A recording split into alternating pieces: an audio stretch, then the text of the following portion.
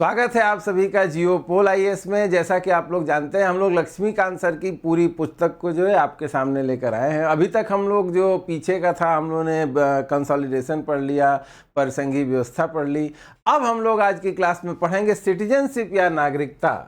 अब नागरिकता के बारे में हमको पढ़ना है तो सबसे पहले हमको ये जानना होगा कि नागरिकता क्यों जरूरी है, एक नागरिक और गैर नागरिक में अंतर क्या होता है। तो सबसे पहले देखिए क्या लिखा हुआ है। किसी राज्य की जनसंख्या को दो वर्गों के नागरिकों और अन्य देशी में विभाजित किया जा सकता है। नागरिकों को पूर्ण नागरिक और राजनीतिक अधिकार प्राप्त होते हैं, किन अन्य देशियों को ये सभी अधिकार नहीं मिलते। कहने का मतलब है कि किसी भी देश में आप चले जाएंगे, वहां पे सिटीजन्स और नॉन सिटीजन्स के बीच में भेद होता है। कुछ ऐसे अधिकार होते हैं जो सिर्फ उस देश के नागरिकों को मिलते हैं, कुछ अधिकार ऐसे होते हैं जो अन्य देशियों को नहीं दिए जाते हैं। लेकिन कुछ मानवीय अधिकार ऐसे भी होते हैं जिनको मान्यता मिली हुई है पूरे विश्व में। तो सभ्य देशों में वो मानवाधिकार सभी लोगों के होते हैं जो भी उस देश की धरती पर मौजूद हैं। लेकिन नागरिकों के साथ अपना विशेष बर्ताव करने की प्रथा जो है पूरे विश्व में प्रचलित है, और ये हर जगह अंतर को स्वीकार किया जाता है। तो नागरिकों और अन्य नागरिकों के बीच में देखिए अंतर क्या है। भारत के नागरिकों को संविधान के अधीन निम्नलिखित अधिकार प्राप्त हैं जो अन्य देशियों को नहीं है। यानी ये कुछ ऐसे अधिकार हैं जो भारत में सिर्फ भारत के नागरिकों को या इंडियन सिटीजन्स को ही मिलते हैं। इसमें देखिए कुछ मूल अधिकार केवल नागरिकों को हैं, जैसे अनुच्छेद 15, 16, 19, 29 और 30। 15 है भेदभाव के विरुद्ध संरक्षण, 16 है अवसर की समानता, 19 है वाक्य स्वातंत्र और कहीं भी आने जाने की स्वतंत्रता से संबंधित, और 29 और 30 है कल्चर से संबंधित, अल्पसंख्यकों के अधिकारों से संबंधित। यानी ये जो अधिकार हैं, ये मूल अधिकार केवल जो है भारत के नागरिकों को मिलते हैं। इसके अलावा जितने अन्य अधिकार हैं, जैसे आर्टिकल 14, आर्टिकल 17, आर्टिकल 18, आर्टिकल 20, 21, 22, 23, 24, ये सारे अधिकार सभी लोगों को मिलते हैं जो भारत की धरती पर मौजूद हैं। ठीक है। इसके अलावा केवल नागरिक ही कुछ पदों के पात्र हैं, यानी राष्ट्रपति, उपराष्ट्रपति, न्यायाधीश, राज्यपाल इत्यादि। यानी कि जो हमारे यहाँ संवैधानिक पद हैं, जो भी सरकारी पद हैं, जो भी एमपी एमएलए बनना चाहता है, हमारा रिप्रेजेंटेटिव बनना चाहता है, उसको इंडियन सिटीजन होना ही चाहिए। अगली चीज, निर्वाचन में मत देने तथा विधानसभा या संसद का सदस्य होने का अधिकार केवल नागरिकों को हो। यानी वोटिंग का अधिकार जो है हम केवल अपने सिटीजन्स को देंगे। गैर भारतीय लोग जो है वोट नहीं दे सकते हैं, वे हमारे रिप्रेजेंटेटिव नहीं बन सकते, यानी एमपी और एमएलए नहीं बन सकते हैं। शत्रु अन्य देशियों को अनुच्छेद 22 के अधीन गिरफ्तारी और निरोध से संबंधित प्रक्रियात्मक उपबंधों का भी फायदा नहीं मिलता। जैसे अनुच्छेद 22, अभी हम लोग अगला चैप्टर फंडामेंटल राइट्स से शुरू करेंगे, तो उसमें आपको दिखेगा कि जो आर्टिकल 22 है वो स्पेशली इसीलिए बनाया गया है कि जो व्यक्ति गिरफ्तार किया गया है उसके भी कुछ अधिकार होने चाहिए। जैसे उदाहरण स्वरूप गिरफ्तार किया गया तो उसको कारण तुरंत बताया जाएगा, उसको अपनी पसंद के वकील से मिलने की छूट होगी, इसके अलावा उसको 24 घंटे के अंदर मजिस्ट्रेट के सामने पेश किया जाएगा। तो इस तरह के कुछ अधिकार हैं जो अनुच्छेद 22 में दिए हुए हैं। ये 22 जो है शत्रु अन्य देशियों, यानी कि जो एनिमी एलियंस हैं, यानी ऐसा देश जिससे भारत का शत्रुतापूर्ण संबंध है, जैसे पाकिस्तान के नागरिक, उनको अनुच्छेद 22 भी नहीं मिलेगा। यानी कि हमारा संविधान 3 तरह की व्यवस्था करता है: नागरिक, अन्य देशी और शत्रु अन्य देशी।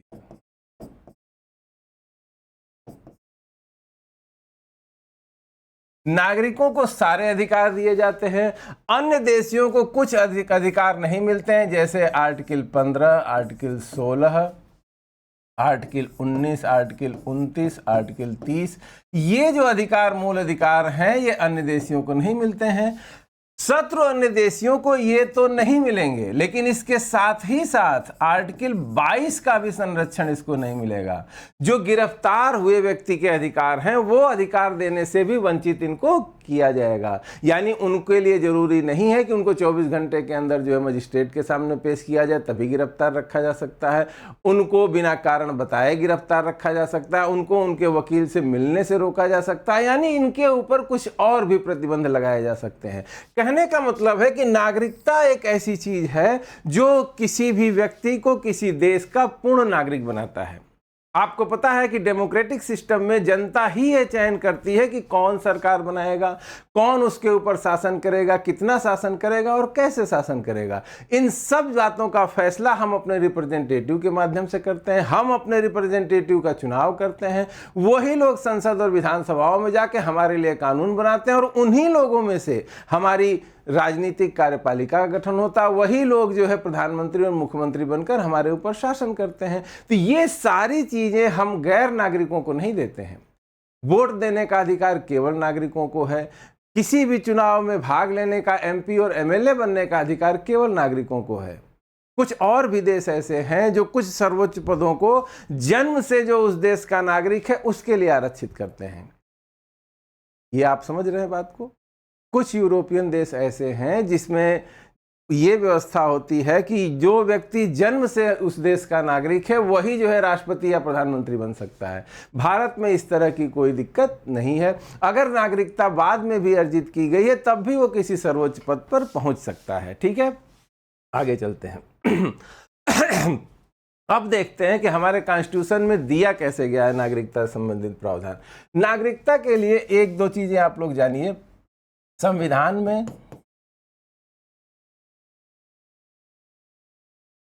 विस्तृत उपबंध नहीं है।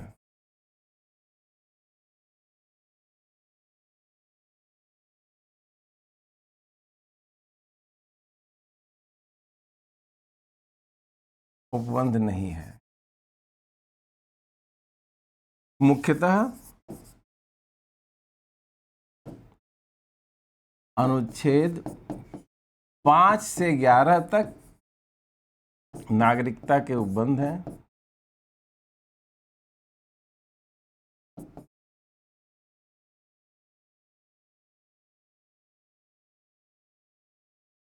बताया गया है, परंतु जो अनुच्छेद 5, 6, 7, 8 ये जो अनुच्छेद हैं ये मुख्यतः इस चीज से डील करते हैं कि 26 जनवरी 1950 को किसको नागरिकता दी जाएगी।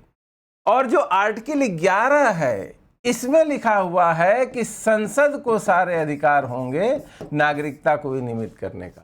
यानी संविधान में केवल उन सिद्धांतों का वर्णन किया गया है जिससे 26 जनवरी 1950 को कौन नागरिक हो जाएगा, और उसके बाद के सारे कानून बनाने का अधिकार हमारी पार्लियामेंट को, हमारी संसद को दिया है कि वो ही सारे कानून बताएगी कि क्या क्या नागरिकता होगा, कौन हमारा नागरिक होगा, कौन नहीं होगा, नागरिकता का कैसे अर्जन किया जा सकता है, कैसे नागरिकता का त्याग किया जा सकता है। ये सारी चीजें संसद के ऊपर छोड़ दी गई थी कि आने वाले समय में जब संसद कानून बनाएगी तब फिर होगा। तो आज के इस चैप्टर में हमको ये चारों पांचों अनुच्छेद भी पढ़ने हैं, 5 से लेकर 11 तक। इसके अलावा नागरिकता अधिनियम 1955 भी पढ़ना है और साथ ही साथ उसमें हुए सारे संशोधनों को भी पढ़ना है, ताकि आज के समय में नागरिकता को लेकर क्या स्थिति है कानूनी रूप से ये स्पष्ट हो सके। ठीक है, तो एक एक करके शुरू करते हैं और देखते हैं। संविधान नागरिकता सबको परिभाषित नहीं करता है। तो पहली चीज जानिए, अगर एग्जाम में पूछेगा कि नागरिकता को की परिभाषा संविधान में दी गई है तो हम कहेंगे कि नहीं दी गई है। संविधान के अनुच्छेद 5 से 11 केवल उन व्यक्तियों की विभिन्न श्रेणियों का वर्णन करते हैं जो नागरिकता के हकदार हैं, यानी कि केवल उनके बारे में बात की गई कि जो जो भारत के नागरिक माने जाएंगे। यह अनुच्छेद 26 नवंबर 1949 को लागू है, यानी जिस दिन संविधान सभा ने संविधान को पारित किया, अंगीकृत, अधिनियमित, आत्मार्पित किया, उसी दिन से ये सारे अनुच्छेद लागू हो गए। संविधान के अनुच्छेद 5 से 11 विशेष रूप से विभाजन के तत्काल बाद की स्थितियों के लिए तैयार किए गए थे। संविधान निर्माताओं ने नागरिकता पर कानून बनाने का काम संसद पर छोड़ दिया था, जो उसने 1955 में किया। यानी नागरिकता कानून बनाया गया 1955 में हमारी संसद द्वारा। उसका भी पूरा डिटेल में अध्ययन हमको आज करना है। अब सबसे पहला आर्टिकल है नागरिकता संबंधित अनुच्छेद 5। अब देखिए इसमें क्या लिखा हुआ है, इसको इसी क्लास में पढ़ना है डिटेल में और तुरंत इसके बारे में याद कर लेना है। तो आर्टिकल 5 में लिखा है, यह संविधान के प्रारंभ पर नागरिकता प्रदान करता है। ये अनुच्छेद कहता है वे सभी लोग जो भारत के निवासी हैं और भारत में जन्मे हैं, भारत के नागरिक हो गए, या जिनके माता पिता में से कोई एक भारत के क्षेत्र में पैदा हुआ है, यानी वो खुद पैदा नहीं हुआ है लेकिन भारत का निवासी है, और उसके माँ बाप में से कोई जो है भारत में पैदा हुआ है, वो भी नागरिक हो गया। जो 5 साल से अधिक समय से सामान्य निवासी, यानी भारत में पैदा नहीं हुए हैं लेकिन 5 साल से लगातार भारत में रह रहे हैं, यानी 1945 से अगर कोई भारत में रह रहा था तो 1950 में वो भारत का नागरिक हो गया था। ये सिंपल सी बात है आर्टिकल 5 की। समझिए, आर्टिकल 5 में भारत में जो लोग रह रहे हैं 26 जनवरी 1950 को, उनके बारे में दिया है। कौन कौन नागरिक होंगे? जो भारत में रह रहे हैं, भारत में जन्म लिए हैं, भारत में रह रहे हैं जिनके माता पिता में से कोई एक भारत के क्षेत्र में जन्म लिया था, या जो 5 साल से अधिक समय से भारत में साधारण रूप से रह रहे हैं, वो सारे के सारे नागरिक हो जाएं। यानी निवास के आधार पर 26 जनवरी 1950 को किसको नागरिकता दी गई, ये अनुच्छेद 5 में दिया है। क्लियर है? इसमें सबसे आसान चीज क्या है? जो भी व्यक्ति 5 साल से भारत में 26 जनवरी 1950 तक को रह रहा था, 5 साल उसके हो गए थे, सबको नागरिकता दे दी गई। जो भारत में जन्म लिया वो और वहीं रह रहा है, वो तो नागरिक हो ही गया। भारत में रह रहा है जिसके माँ बाप जो है भारत में पैदा हुए थे, वो भी नागरिक हो गया। तो ये 3 शर्तें हैं, तीनों में से किसी एक का पालन करने पर भी आप भारत के नागरिक हो सकते हैं। आगे चलते हैं। अगला आर्टिकल है अनुच्छेद 6। ये देखिए क्या कहता है। यह अनुच्छेद उन लोगों के लिए था तो विभाजन के बाद पाकिस्तान से भारत आ गए थे। आपको पता है कि जब भारत और पाकिस्तान का विभाजन हुआ तो उस समय जनसंख्या भारत से पाकिस्तान गई थी, पाकिस्तान से भारत भी आई थी। उन लोगों को कैसे नागरिकता दी जाएगी, ये आर्टिकल 6 में दिया है। ध्यान से देखिए, भारत से पाकिस्तान को आने वाला व्यक्ति भारत का नागरिक होगा। यानी कोई व्यक्ति विभाजन के समय अगर भारत से पाकिस्तान आता है तो उसको भारत की नागरिकता दी जाएगी, लेकिन शर्तें क्या होगी? परंतु यह तब जबकि पहली शर्त, यदि वह या उसके माता पिता में से कोई अथवा पितामह या पितामही, मातामह या मातामही में से कोई भारत शासन अधिनियम 1935 के परिभाषित भारत में जन्मा था। 1935 के एक्ट में जाइए। 1935 से पहले बर्मा भी भारत का ही भाग था। जो अविभाजित भारत था अंग्रेजी शासन में, उसमें बर्मा भी आता था। 1935 के एक्ट में बर्मा को अलग किया गया था, और जो भारत बनाया गया था 1935 का, उसमें पाकिस्तान, बांग्लादेश और भारत का पूरा क्षेत्र शामिल था। इस आर्टिकल में कहा गया है कि ऐसा व्यक्ति पाकिस्तान से आए जो खुद जो 1935 के भारत में पैदा हुआ हो, या उसके माता पिता भारत में पैदा हुए 1935 के, या उसके पेरेंटल दादा दादी, नाना नानी में से कोई पैदा हुआ हो। अगर ऐसी स्थिति है और वो व्यक्ति पाकिस्तान से भारत आता है तो उसको नागरिकता मिल जाएगी। 2 शर्तें होंगी। पहली, उसने 19 जुलाई 1948 से पहले इस प्रकार आवर्जन किया था। यानी कि अगर 19 जुलाई 1948 से पहले वो पाकिस्तान से भारत आ गया और वो 1935 के भारत में जन्मा था, या उसके माता पिता भारत में जन्मे थे, या उसके दादा दादी, नाना नानी में से कोई भारत में जन्मा था, तो वो अगर 19 जुलाई 1948 से पहले भारत आ गया था तो उसको ऑटोमेटिक नागरिकता मिल जाएगी। दूसरा, यदि उसने 19 जुलाई 1948 के बाद आवर्जन किया था और संविधान के प्रारंभ से पहले आवेदन करके रजिस्ट्रीकरण करा लिया था, यानी कि 19 जुलाई 1948 से पहले अगर कोई व्यक्ति जो पाकिस्तान वाले क्षेत्र में यानी 1935 के भारत में जन्मा था, उसके पिता, माता पिता, नाना नानी, दादा दादी में से कोई भारत में जन्मा था, अगर कोई ऐसा व्यक्ति 19 जुलाई 1948 से पहले पाकिस्तान से भारत आ गया तो उसको ऑटोमेटिकली नागरिकता मिल जाएगी। अगर 19 जुलाई 1948 के बाद भारत आया है और संविधान से लागू होने से पहले उसने आवेदन करके रजिस्ट्रेशन करा लिया है, तब भी उसको नागरिकता दे दी जाएगी। इसका मतलब है कि हमारे संविधान ने 19 जुलाई 1948 से पहले जितने भी लोग पाकिस्तानी क्षेत्र में रहते थे, आज के बाद पाकिस्तान और बांग्लादेश में जितने भी लोग रहते थे, या जितने भी लोग वंश से रिलेटेड थे, माता पिता का जन्म उस एरिया में हुआ हो, या दादा दादी का जन्म, नाना नानी का जन्म हुआ हो वहाँ पर, यानी कि 1935 के भारत में जन्मे थे, वो सारे लोग अगर 19 जुलाई 1948 से पहले भारत आ गए तो उनको रजिस्ट्रेशन कराने की भी जरूरत नहीं थी, वो भारत के नागरिक मान लिए गए। जो इस डेट के बाद आया उसको रजिस्ट्रेशन कराना पड़ता था और ये रजिस्ट्रेशन हो जाता था। अगर उन्होंने रजिस्ट्रेशन करा लिया तब भी वो बन गए। कहने का मतलब है कि अनुच्छेद 6 विशेषतः उन व्यक्तियों को नागरिकता देता है जो लोग पाकिस्तानी क्षेत्र से भारत में आए थे। अगर 19 जुलाई 1948 से पहले आ गए तो उनको रजिस्ट्रेशन कराने की जरूरत नहीं है, वो भारत के नागरिक मान लिए गए। 19 जुलाई 1948 के बाद आए तो उनको रजिस्ट्रेशन कराना पड़ता था और वो लोग रजिस्ट्रेशन करा लिए तो उनको भी नागरिकता दे दी गई। ठीक है, चलिए अगला देखते हैं। अब है आर्टिकल 7 अनुच्छेद 7। कोई व्यक्ति जिसने 1 मार्च 1947 के पश्चात भारत से पाकिस्तान आव्रजन किया है किंतु उसके पश्चात किसी अनुज्ञा के अधीन भारत लौट आया है, तब वह अनुच्छेद 6 के अधीन रजिस्ट्रीकृत हो सकता है। कहने का मतलब है कोई आदमी अगर मान लीजिए भारत में रह रहा था, विभाजन के बाद जो भारत का एरिया था वहां पर रह रहा है, लेकिन उसने निर्णय लिया कि नया देश बन रहा है पाकिस्तान, हम वहां जाएंगे। अगर वो व्यक्ति भारत में ही रह गया तब तो उसको अनुच्छेद 5 से ही नागरिकता मिल जाएगी। लेकिन अगर वो बीच में पाकिस्तान चला गया इस मंशा से कि हम पाकिस्तान में ही अब रहेंगे, 6 महीने 8 महीने रहने के बाद उसको लगा कि हमने गलती कर दी, हमको वापस आना चाहिए, तो अब वो व्यक्ति अगर पाकिस्तान से फिर से वीज़ा लेकर सही कागजात के साथ भारत लौट आता है, अपने पुराने देश वापस आ जाता है, तो उसको रजिस्ट्रेशन करवाना पड़ेगा। यानी कुछ समय के लिए अगर आप पाकिस्तान चले गए तो जन्म से आपकी नागरिकता नहीं मिलेगी, आपको आकर फिर से रजिस्ट्रेशन कराना पड़ेगा और आर्टिकल 6 के तहत आप रजिस्ट्रेशन कराएंगे तब आपको नागरिकता मिलेगी। देखिए कितनी दुष्कर स्थिति थी उस समय।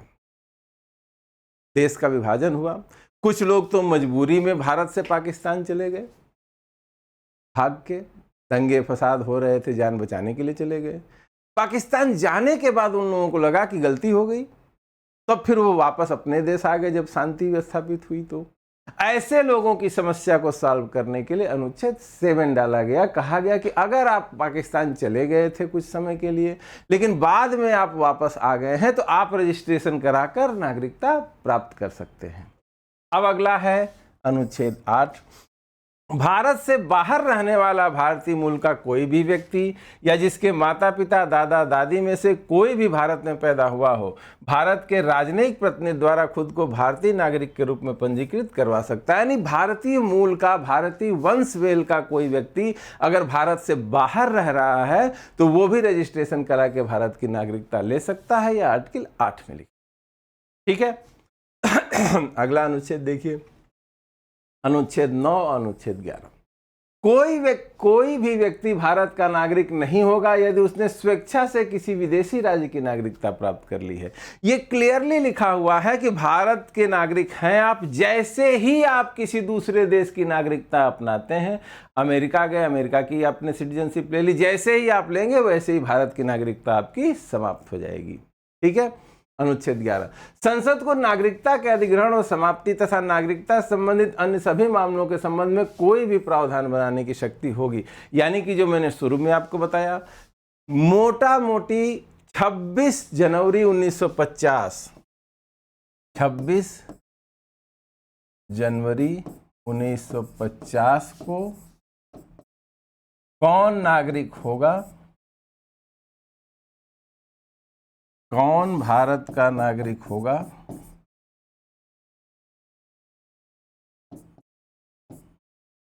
यह अनुच्छेद 5, 6, 7, 8 में बताया गया है।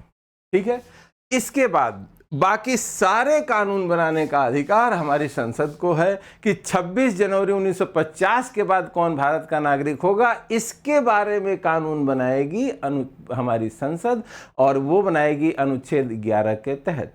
और वो कानून बनाया गया, ये कानून बनाया गया 1955 में। अब हम लोग उसी का अध्ययन करेंगे, सिटीजनशिप एक्ट 1950, नागरिकता अधिनियम 1950। नागरिकता अधिनियम 1955 द्वारा विहित नागरिकता के अर्जन के विभिन्न ढंग इस प्रकार से हैं। इसमें 5 प्रकार से नागरिकता देने का प्रावधान किया गया है और इसमें समय समय पर संशोधन किए गए हैं। हर एक तरीके में। जैसे जन्म से कौन कौन नागरिक होगा, इसके प्रावधान 1955 के एक्ट में दूसरे थे, इसमें 87 में संशोधन हुआ, 2003 में संशोधन हुआ, 2019 में संशोधन हुआ। तो सबको एक साथ एक क्रम में पढ़ना है ताकि क्लियरिटी रहे। तो सबसे पहला तरीका है जन्म से नागरिकता या सिटीजनशिप बाय बर्थ, कि जन्म से भारत का नागरिक कौन होगा, ये एक्ट 1955 का बताता है।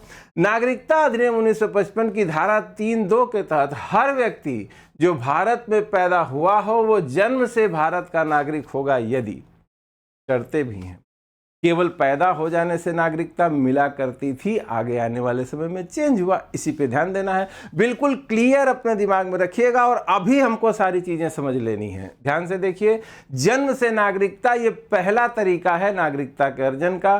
भारत में पैदा हुआ व्यक्ति भारत का नागरिक होगा यदि पहला वह 26 जनवरी 1950 या उसके उपरांत परंतु 1 जुलाई 1987 से पूर्व पैदा हुआ।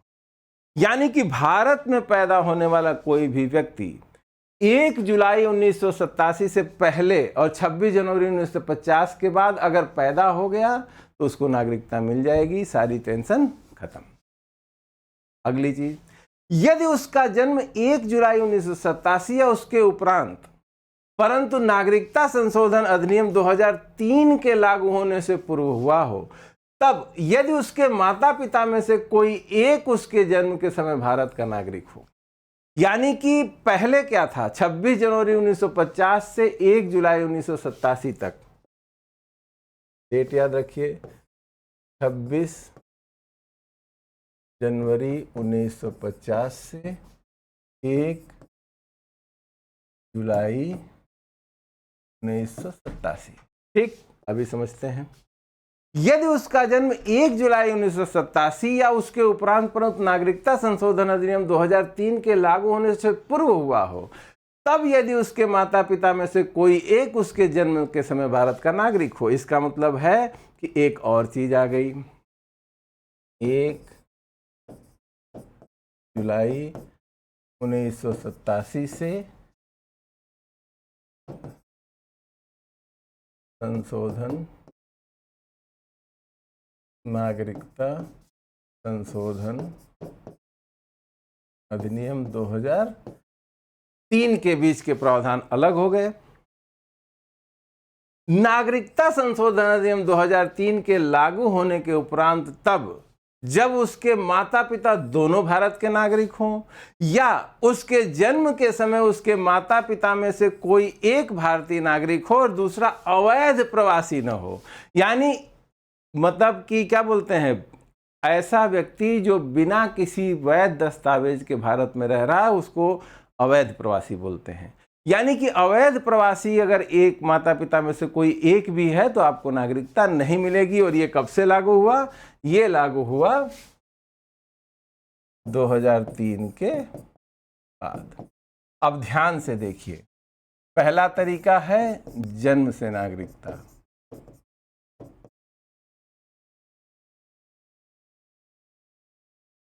इस जन्म से नागरिकता के मामले में एक चीज बिल्कुल क्लियर हो गई कि 26 जनवरी 1950 से 1 जुलाई 1967 के बीच केवल जन्म हुआ भारत में,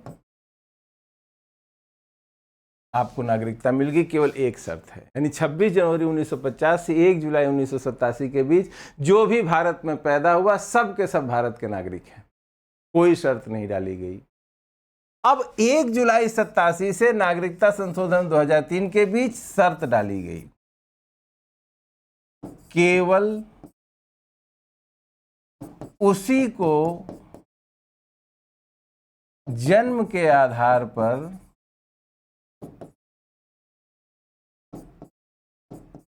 नागरिकता मिलेगी जिसके माता पिता में से कोई एक भारत का नागरिक हो। यानी कि शर्त बढ़ गई। पहले केवल पैदा होना पर्याप्त था, भारत में नागरिकता मिल जाती थी। अब क्या है, अब उसी व्यक्ति को नागरिकता मिलेगी। 2087 से लेकर 2003 तक के बीच में पैदा होना, उसी व्यक्ति को नागरिकता मिलेगी जो व्यक्ति जब पैदा हुआ तो माँ बाप में से किसी एक की भारतीय नागरिकता थी। ठीक है। अब 2003 के बाद क्या हुआ कि इसमें एक चीज और जोड़ी गई, दोनों हो, माँ बाप दोनों भारत के नागरिक हो,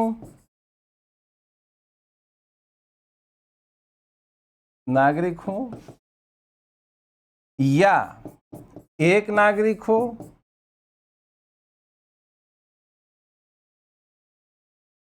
तो दूसरा अवैध प्रवासी न हो।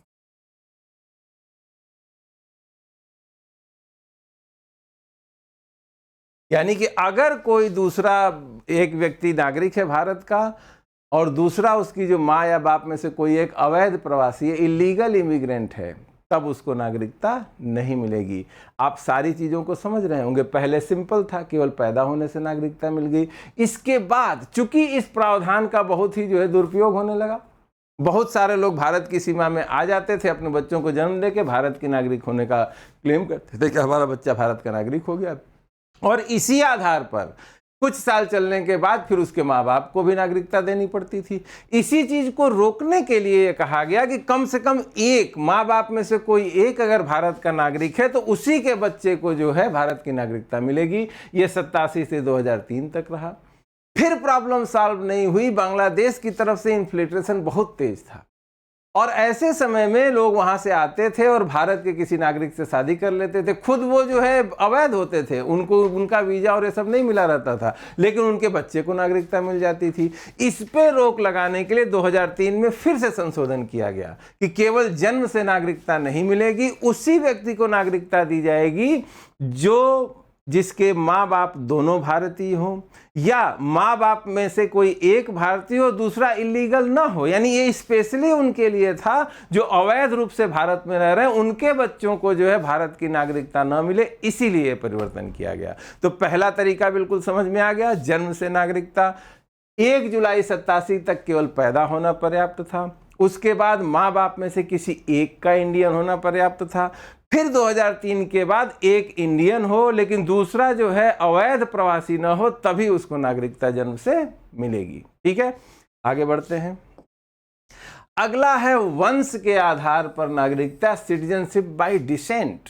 यानी भारतीय मूल का कोई व्यक्ति हो, कहीं और रह रहा हो, भारत में पैदा नहीं हुआ है, उसको कैसे नागरिकता मिलेगी। देखिए, भारत के बाहर जन्मा व्यक्ति वंश से भारत का नागरिक होगा यदि, क्या शर्त है, 26 जनवरी 1950 को या उसके पश्चात, परंतु 10 दिसंबर 1992 के पूर्व जन्मा हो और उस व्यक्ति के पिता उसके जन्म के समय भारत के नागरिक हो।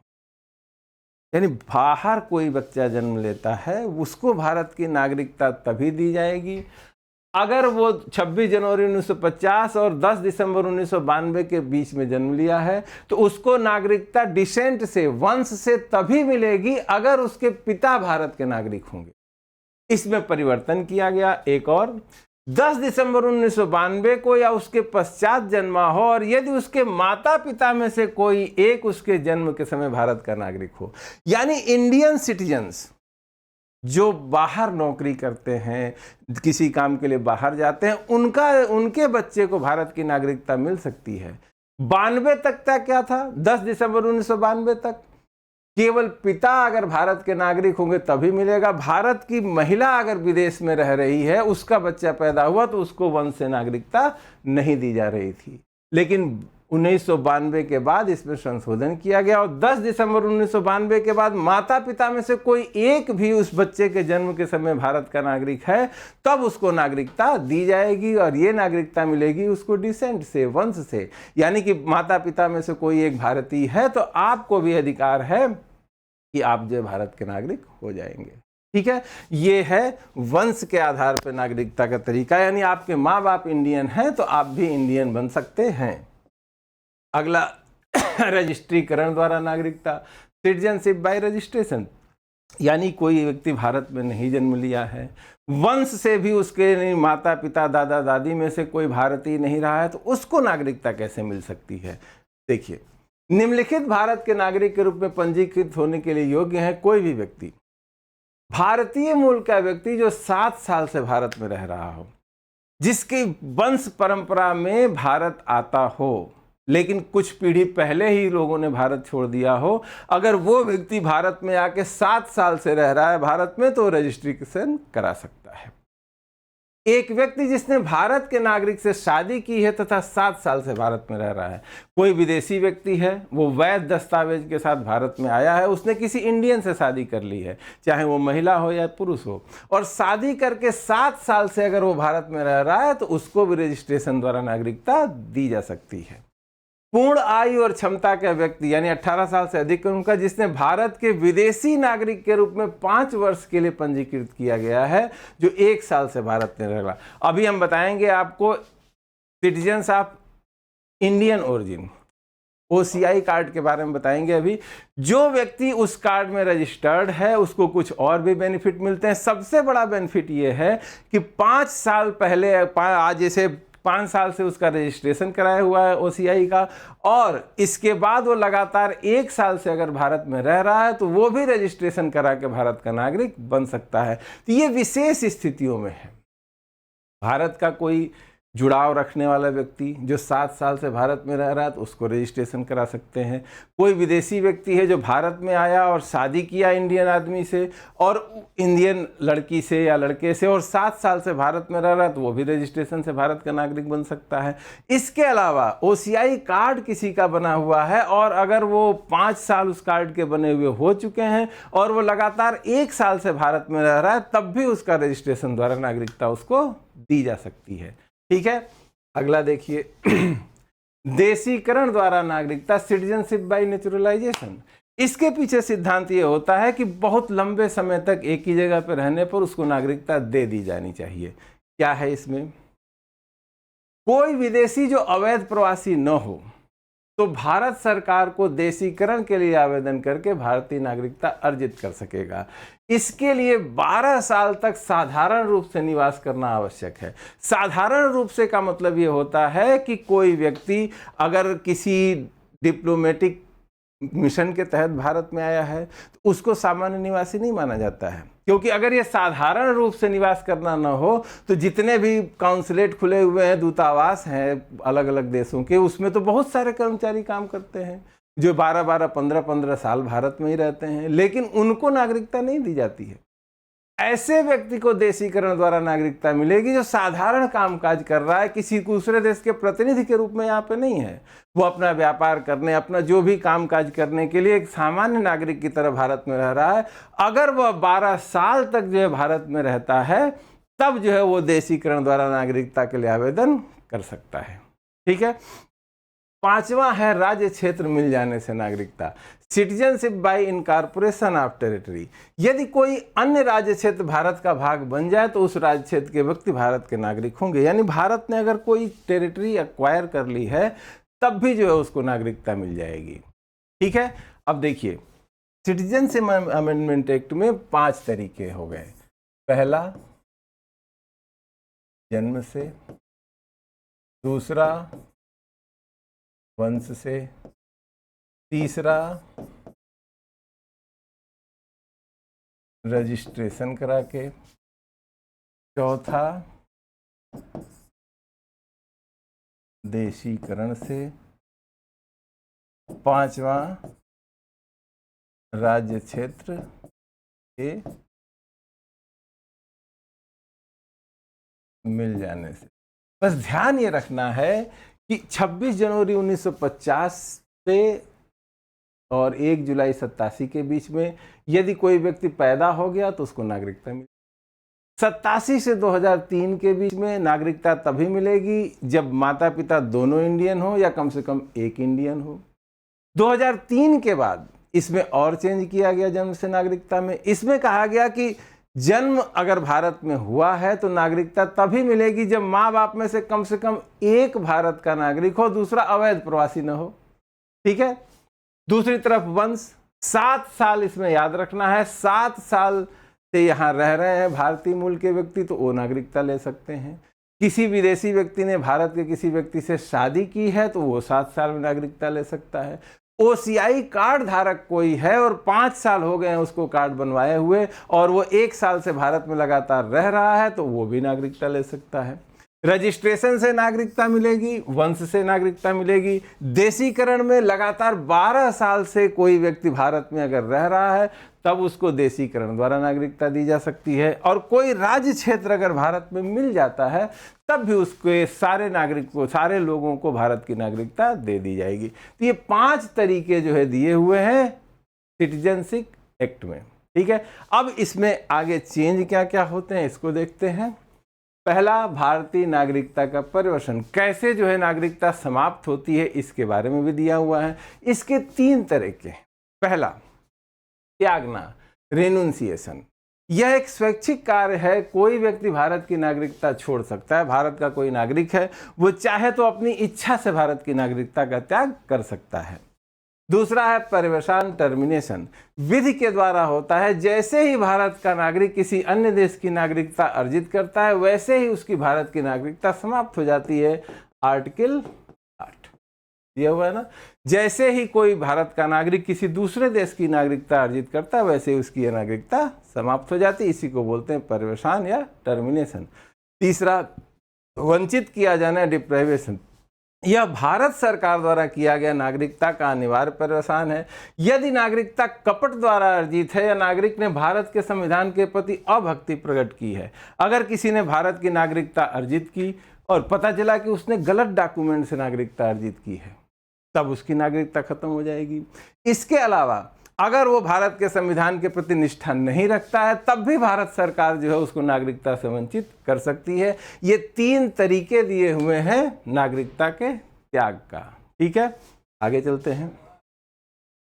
अब जो हमने बताया था पर्सन्स ऑफ इंडियन ओरिजिन, आप ध्यान दीजिएगा, कोई विदेशी व्यक्ति जब 7 साल तक यहाँ रहेगा, किसी महिला से शादी करेगा या किसी पुरुष से शादी करेगा तब उसको नागरिकता मिलेगी। लेकिन भारतीय मूल का व्यक्ति 7 साल भारत में रहेगा तब उसको नागरिकता मिलेगी। लेकिन भारतीय मूल का व्यक्ति अगर citizen of Indian, person of Indian origin का कार्ड बना लेता है, ओसीआई कार्ड बना लेता है तो उसको 5 साल रजिस्ट्रेशन का हो जाना चाहिए और 1 साल ही रहेगा तब भी नागरिकता मिल सकती है। और ये कार्ड अप्रवासी भारतीय नागरिकता की अवधारणा, भारत सरकार ने 2005 में नागरिकता अधिनियम 1955 में संशोधन कर अप्रवासी भारतीय नागरिक की संकल्पना प्रस्तुत की। क्या था इसमें? भारतीय मूल के व्यक्ति खास वर्ग के व्यक्ति हैं जो भारत से प्रवासित होकर किसी अन्य देश की नागरिकता प्राप्त किए हों, पाकिस्तान, बांग्लादेश को छोड़कर, को केंद्र सरकार आवेदन करने पर प्रवासी भारतीय नागरिकता प्रदान करेगी। यानी पाकिस्तान और बांग्लादेश को छोड़कर अगर कोई व्यक्ति किसी और देश में गया है, काफ़ी दिनों से रह रहा है, दूसरे देश की नागरिकता उसको मिल गई है, एनआरआई जिसको बोलते हैं, तो ये लोग जितने हैं इन लोगों के लिए ओसीआई कार्ड बन सकता है। कैसे, क्या फ़ायदा मिलेगा? इससे लाभ ये मिलेगा कि भारत यात्रा के लिए इनको वीज़ा की आवश्यकता नहीं होगी। कुछ प्रतिबंधों के साथ अचल संपत्ति खरीद सकते हैं। यानी विदेशी नागरिक फ्री होकर बिना सरकार की अनुमति के यहाँ संपत्ति नहीं खरीद सकता है, लेकिन ये लोग जो है खरीद सकते हैं जिनके पास ओसीआई कार्ड है। अनिश्चित काल तक भारत में रह सकते हैं, यानी कोई वीज़ा नहीं चाहिए, आराम से आइए जाइए अपने पासपोर्ट पर, जितने दिन चाहें उतने दिन तक भारत में रह सकते हैं। ये सारे इसको लाभ मिलते हैं। इसके अलावा ओआईसी का सबसे बड़ा लाभ ये है कि भारत की नागरिकता लगातार 1 साल रहने पर भी मिल जाएगी,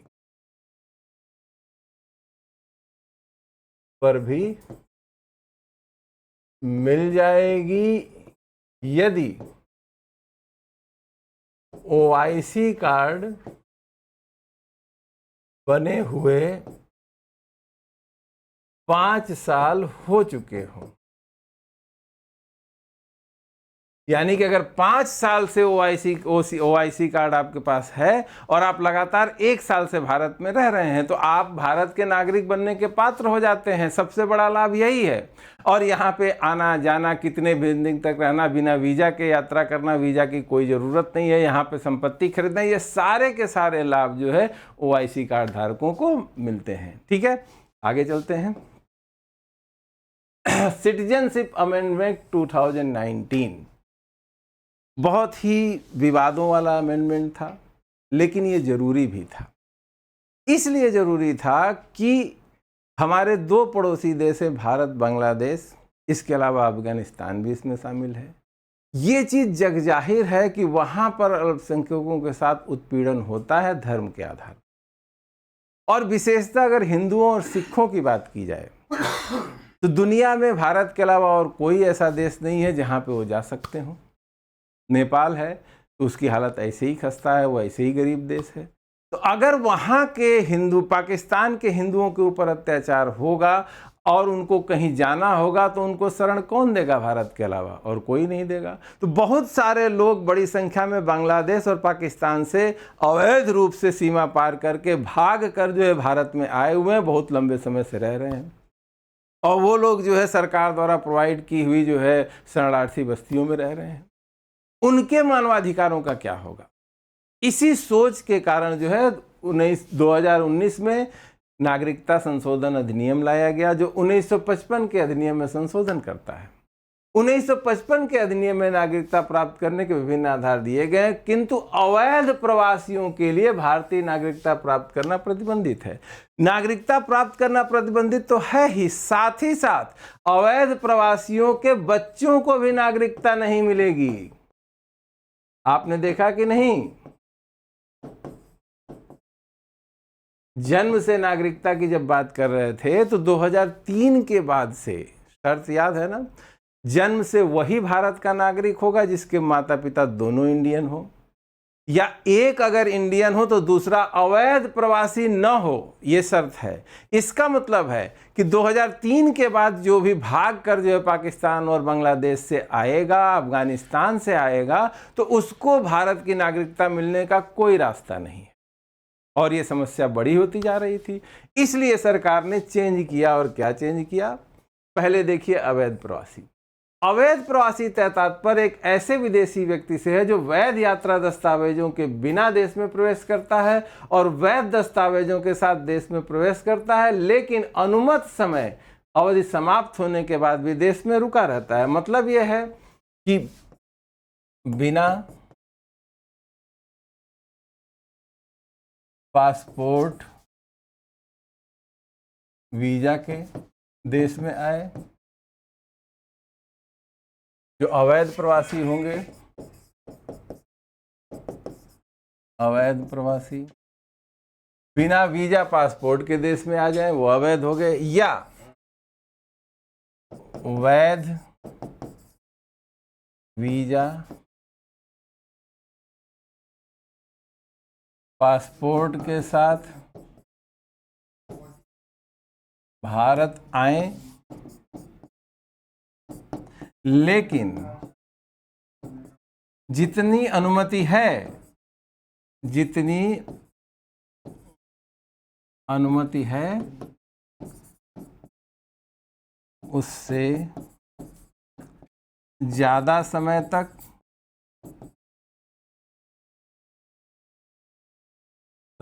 भारत में रहें। कहने का मतलब है कि कोई आदमी आया जिसको वीजा दिया गया 6 महीने का और वो 6 साल से यहीं पर रह रहा है, तो वो भी अवैध प्रवासी हो जाएगा। ठीक है, क्या बताया गया है? संशोधन अधिनियम के मुख्य प्रावधान 31 दिसंबर 2014 को या उससे पहले अफगानिस्तान, बांग्लादेश, पाकिस्तान से भारत आए हिंदुओं, सिखों, बौद्धों, जैनियों, पारसियों, ईसाइयों को अवैध प्रवासी नहीं माना जाएगा। यानी इसको क्या कहा जाए? गैर मुस्लिम। यानी कि पाकिस्तान, बांग्लादेश और अफगानिस्तान से जो भी गैर मुस्लिम व्यक्ति भारत में बिना वीजा पासपोर्ट के आ गया है उसको अवैध प्रवासी नहीं माना जाएगा। तो नागरिकता अधिनियम के हिसाब से पहली शर्त खत्म। ठीक है। दूसरा, 1955 के अधिनियम के तहत देशीकरण द्वारा नागरिकता के लिए आवश्यकताओं में से एक यह है कि आवेदक 12 महीनों से लगातार भारत में रह रहा हो, साथ ही पिछले 14 वर्षों में से 11 वर्षों के दौरान भी भारत में रहा हो। यानी एक लंबी अवधि चाहिए। 14 वर्ष से भारत में रहना शुरू करिए, बीच बीच में आप विदेश जा सकते हैं, लेकिन अंतिम जो 12 महीना है पूरा 1 साल भारत में ही रहना होगा, तभी आपको नागरिकता मिलेगी। संशोधन अधिनियम 2019 अफगानिस्तान, पाकिस्तान, बांग्लादेश से आए हिंदू, सिखों, बौद्धों, जैनियों, पारसियों, ईसाइयों के लिए 11 साल की अवधि को घटाकर 5 साल कर देता है। यानी कि 2014 से 31 दिसंबर 2014 से पहले जो भी लोग गैर मुस्लिम पाकिस्तान, बांग्लादेश, अफगानिस्तान से भारत आए थे, सब के सब जो है वैध प्रवासी हो गए। और देशीकरण द्वारा नागरिकता करने के लिए जो 11 साल की अवधि थी कि 11 साल लगातार रहना है, भारत में रहना है, उसमें से 1 साल लगातार रहना, इस अवधि को घटाकर कितना कर दिया गया? 5 साल। और अधिनियम कब आया? 2019 में। और डेट क्या रखी गई? 2014। यानी कि जितने भी लोग जो है इस समय भारत में थे, जो 2014 से पहले आए थे, सबकी नागरिकता का जो रास्ता था वो खोल दिया गया, उनको नागरिकता दी जाएगी। संशोधन अधिनियम 2019 संविधान की 6ठी अनुसूची में शामिल असम, मेघालय, मिजोरम, त्रिपुरा के आदिवासी क्षेत्रों पर लागू नहीं होगा। यानी जो शेड्यूल एरिया है वहां पर अगर कोई रह रहा है इस तरह का प्रवासी, तो उसको जो है इसमें नागरिकता नहीं मिलेगी। यह उन पर लागू होता है जो धर्म के आधार पर उत्पीड़न के कारण भारत में शरण लेने के लिए मजबूर है। नागरिकता के लिए प्रवेश की अंतिम तिथि 31 दिसंबर 2014 है। यानी 31 दिसंबर 2014 से पहले अगर कोई व्यक्ति गैर मुस्लिम बांग्लादेश, पाकिस्तान, अफगानिस्तान से भारत आया है तो उसको अवैध नहीं माना जाएगा। उसकी देशीकरण के द्वारा रजिस्ट्रेशन की जो सीमा है 12 साल से घटाकर 5 साल कर दी गई है। वो रजिस्ट्रेशन कराकर भारत का नागरिक ले सकता है। ये लागू नहीं होगा असम, मेघालय, मिजोरम, त्रिपुरा के आदिवासी क्षेत्रों में। इतने ही फैक्ट हैं जो आपको याद रखने हैं। मेनली ये किया गया था अल्पसंख्यक जो पाकिस्तान, बांग्लादेश और अफगानिस्तान में थे, उनकी स्थिति को बेहतर बनाने के लिए।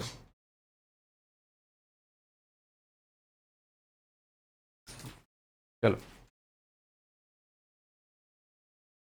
तो देखिए जो 2019 का संशोधन है, ध्यान से देखिए। पहली चीज क्या की गई? पाकिस्तान, बांग्लादेश, अफगानिस्तान, इन तीनों देशों से जो गैर मुस्लिम आए, गैर मुस्लिम, अगली शर्त क्या है?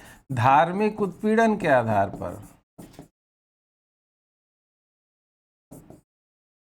के कारण भारत आए, भारत 31/12/2014 से पहले भारत आए, ये जो शर्तें पूरी करने वाले लोग हैं ये अवैध प्रवासी नहीं हैं, प्रवासी नहीं है। अगली चीज जो इसी के साथ जुड़ी हुई है वो ये है कि देशीकरण से 5 साल भारत में रहने के बाद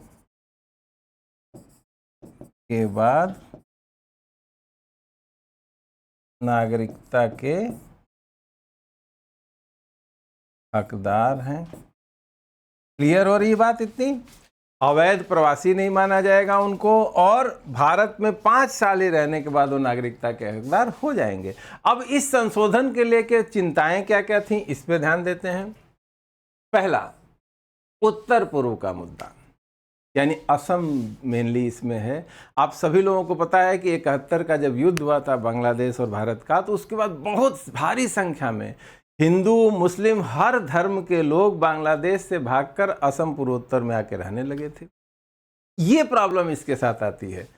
यह 1985 के असम समझौते का उल्लंघन करता है, जिसमें कहा गया कि 25 मार्च 1971 के बाद बांग्लादेश से आए अवैध प्रवासियों को धर्म की परवाह किए बिना देश से बाहर निकाल दिया जाएगा। असम समझौता हुआ था 1985 में, राजीव गांधी प्रधानमंत्री थे और उग्रवाद वहां पे चरम पर था। उल्फा नाम का संगठन था जो असम को आसामी लोगों के लिए होना चाहिए, वहां के कल्चर की रक्षा के लिए संघर्ष कर रहा था। तो असम समझौता हुआ, इसमें कहा गया कि 71 के बाद जितने भी जो है अवैध प्रवासी आए हुए हैं बांग्लादेश से, सबको, चाहे वो हिंदू हो, मुस्लिम हो, सिख हो, ईसाई हो, सबको बाहर किया जाएगा। धर्म के आधार पर भेदभाव नहीं किया जाएगा। यानी ऐसा नहीं होगा कि जो नॉन मुस्लिम है उनको वहाँ रहने दिया जाए, केवल मुस्लिम को ही बाहर किया जाए। ये समझौता वहाँ पर था। अब इस एक्ट पर ध्यान दीजिए, असम के आदिवासी क्षेत्रों में लागू नहीं होगा, लेकिन बाकी असम का जो एरिया है वहां पे अगर कोई रह रहा है 1971 से, हिंदू गैर मुस्लिम है, हिंदू मुस्लिम सिख है, ईसाई है, तो उसको तो नागरिकता का मार्ग खुल गया। तो इस समझौते का उल्लंघन है कि नहीं? तो पहला मुद्दा यही था, इसी कारण इसका विरोध हुआ।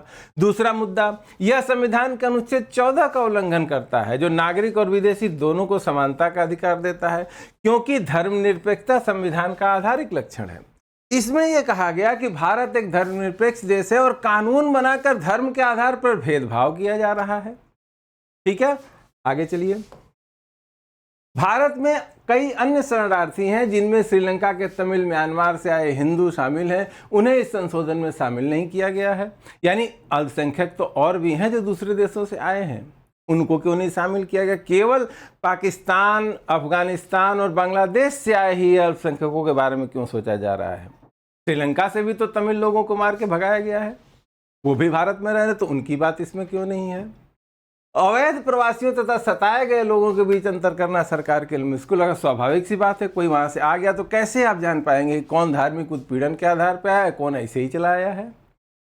संशोधन अधिनियम तीनों पड़ोसी देशों में धार्मिक उत्पीड़न की घटनाओं पर प्रकाश डालता है, जो हमारे उन देशों से द्विपक्षीय संबंधों पर बुरा असर डाल सकता है। और खास बात यह है कि पड़ोसी देशों के साथ हमारे संबंध बुरे हो ही गए हैं इसके बाद, इसमें भी सच्चाई है। अब इन प्रश्नों का सरकार ने क्या उत्तर दिया है, इसको भी देखना चाहिए। पहला, पाकिस्तान, अफगानिस्तान, बांग्लादेश इस्लामिक गणराज्य हैं, जहां मुसलमान बहुसंख्यक हैं, उन्हें पीड़ित अल्पसंख्यक नहीं माना जा सकता। ये बिल्कुल सच है कि वहां पर वहां के रहने वाले, पाकिस्तान में रहने वाले मुस्लिम और पाकिस्तान में रहने वाले गैर मुस्लिम के बीच बहुत बड़ा अंतर है। इसलिए वहां से जो मुस्लिम लोग आए हैं बांग्लादेश से, उन लोगों को पीड़ित अल्पसंख्यक तो नहीं मान सकते हैं। सरकार की ये बात बिल्कुल सही है। इस कानून का उद्देश्य किसी की नागरिकता लेने के बजाय उन्हें सहायता देना है। यानी ये किसी से नागरिकता छीनने के लिए नहीं बनाया गया है, कुछ पीड़ित लोगों को नागरिकता देने के लिए बनाया गया है, उनके मानवाधिकारों की रक्षा करने के लिए बनाया गया है। तीनों देश अपने अल्पसंख्यकों की रक्षा करने में असफल रहे हैं। आजादी के बाद कम से कम 2 बार भारत ने माना कि पड़ोस में रह रहे अल्पसंख्यक उसकी जिम्मेदारी है। यानी कि जब विभाजन हुआ तो भारत सरकार ने स्पष्ट रूप से कम 2 बार इस बात को स्वीकार किया कि पाकिस्तान में रहने वाले जो गैर मुस्लिम हैं वो भारत की ही जिम्मेदारी है। पहला, विभाजन के तुरंत बाद जवाहरलाल नेहरू ने कहा। 1972 में इंदिरा मुजीब संधि के दौरान भी इंदिरा गांधी ने इस बात पर जोर दिया कि अगर अल्पसंख्यकों के साथ पाकिस्तान या बांग्लादेश में उत्पीड़न होगा तो इसकी पूरी जिम्मेदारी भारत की होगी और भारत उनके लिए सार्थक कदम उठाएगा। तो अब नहीं उठाएंगे तो कब उठाएंगे?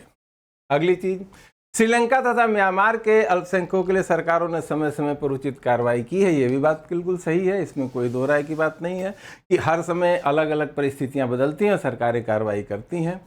अल्टीमेटली इस मुद्दे का क्या है? सुप्रीम कोर्ट अधिनियम के अंतर्गत किए गए वर्गीकरण की युक्तियुक्तता का परीक्षण कर सकता है। अगर केस होगा तो सुप्रीम कोर्ट ये देखेगा कि इसमें जो मुस्लिम और नॉन मुस्लिम के बीच भेदभाव किया गया है वो रीजनेबल रिस्ट्रिक्शन में आता है कि नहीं, रीजनेबल है कि नहीं है, युक्तियुक्त है कि नहीं, इसका परीक्षण सुप्रीम कोर्ट कर सकता है और केस जाएगा तो सुप्रीम कोर्ट अपना फैसला देगा। पूर्वोत्तर के लोगों का यह समझने के लिए अधिक रचनात्मक प्रयास किया जाना चाहिए कि इस क्षेत्र के लोगों की सांस्कृतिक भाषाई पहचान का संरक्षण हर हाल में किया जाएगा।